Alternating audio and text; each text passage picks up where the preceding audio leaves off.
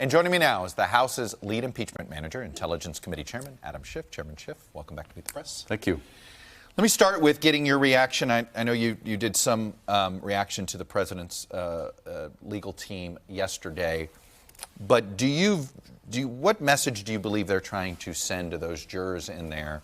And do you see their attempt at a defense being mostly about making the case against witnesses? I do. I think they're deathly afraid of what witnesses will have to say, and so their whole strategy has been deprive the public of a fair trial. They don't frame it that way, but that's in essence it.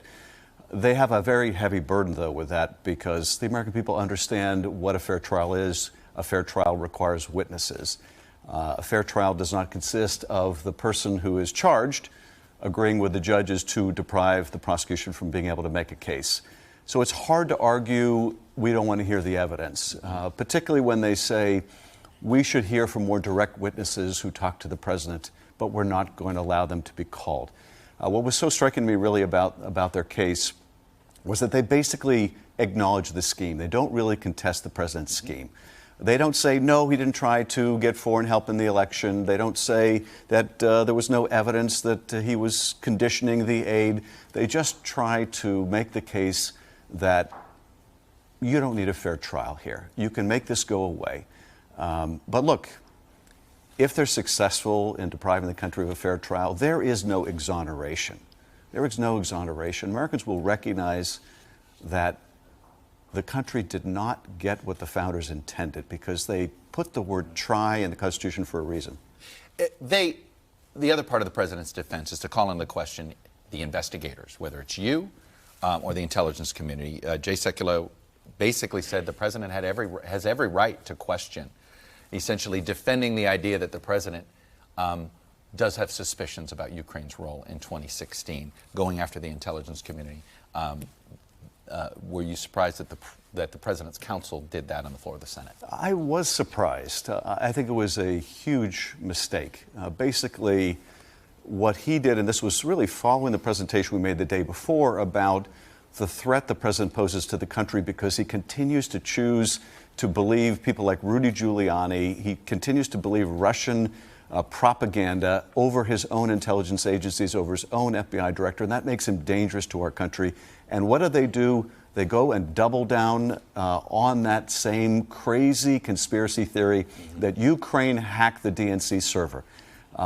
It's astonishing. And, on the first day of the president's defense to say the president should disbelieve his own intelligence agencies, he has every right to believe Vladimir Putin, I wouldn't want to be making that argument. You were also a star of their defense as well, including, I think, an exchange you and I had about the Russian collusion issue, as well as your opening statement on the phone call. Any regrets about either of those two moments yourself? No, and I'm glad you asked the question about collusion because, again, they may be perpetuating the president's talking points, but they've got it exactly wrong. Bob Mueller did not find that there was no collusion. In fact, in the first couple of pages of the report, he said we don't address that issue. What we found is we could not prove criminal conspiracy beyond a reasonable doubt. But nonetheless, what he did find is that the Russians offered the president dirt on his opponent, and they said they would love to have it, literally put it in writing. But the more important point, Chuck, and the relevance of the Mueller report to all this, because we're not trying the Mueller report, is that this isn't the first time that he invited foreign interference. That is the background of the current effort to get a foreign nation to help him cheat in an election. You can't say it's an accident when you repeatedly are seeking foreign help. And in this case, we proved overwhelmingly that they were leveraging hundreds of millions of dollars that Ukraine needed in military aid and a deeply sought after Oval Office meeting to coerce Ukraine into helping him cheat. The president's defense team also brought up the FISA issue sort of in general because there was a report this week that the Justice Department has now said that those renewal applications, two of them to survey Carter Page, lacked probable cause, should not have been authorized, and essentially I think have tried to freeze any information that was collected around it. What's your reaction to the Justice Department new decision on that? Well, look, for the purposes of the impeachment trial, it's a pretty remarkable argument, which is because there were flaws and serious flaws in a FISA application involving a single person, Carter Page. Therefore, the president has every right to disbelieve the unanimous conclusion of the intelligence agencies that Russia interfered in our last election, they're likely to interfere in the next election, and therefore the president has right to investigate his political rival, Joe Biden. I don't know how one thing follows from the other, but it shows, I think, the weakness of their argument that there was some justification for the president using the power of his office to investigate his opponent. And I just don't think you can make that case persuasively to the American people. Where are you on witness reciprocity? Look, I think the president has the right to call relevant witnesses, just as we do, in his defense. He doesn't have the right to call irrelevant witnesses or witnesses who aren't fact witnesses. Well, if the Senate says he does, why not? Then, I mean, that's the way the rules work. I mean, I understand where you come from, but if the Senate says he can, then he can. Well, the Senate can make whatever decision the Senate can make, and the American people can judge that decision. But if we're talking about a fair trial, if the senators are going to give content to their oath to be impartial administrators of justice, they can't say, well, we're going to allow the president to trade witnesses that don't shed any light on the facts, but would allow him to once again try to smear his opponent. We're going to make that the pound of flesh. We're going to make that the cost of calling relevant witnesses. If they're irrelevant, what are you afraid of? Won't that be exposed? Well, it's not a question of what I'm afraid of. Yeah. I'm not afraid of anything. The question is, should the trial be used as a vehicle to smear his opponent? Is that the purpose of a Senate trial, or is it to get to the truth? Because if it's to get to the truth, Hunter Biden can't tell us anything about the withholding of the military funding. Hunter Biden can't tell us why the president wouldn't let the president of Ukraine into the Oval Office. Hunter Biden can't tell us anything about that. And so, you know, it's a false choice to say, well, if the House gets to call witnesses, doesn't the president? Yes, we both get to call witnesses. We both get to call relevant ones. And one other point on this, Chuck, which is important. We have a very capable justice sitting right behind me who can make decisions about the materiality of witnesses. We trust the Supreme Court justice, the Chief Justice, to make those decisions. And one final thing, if you will. Okay.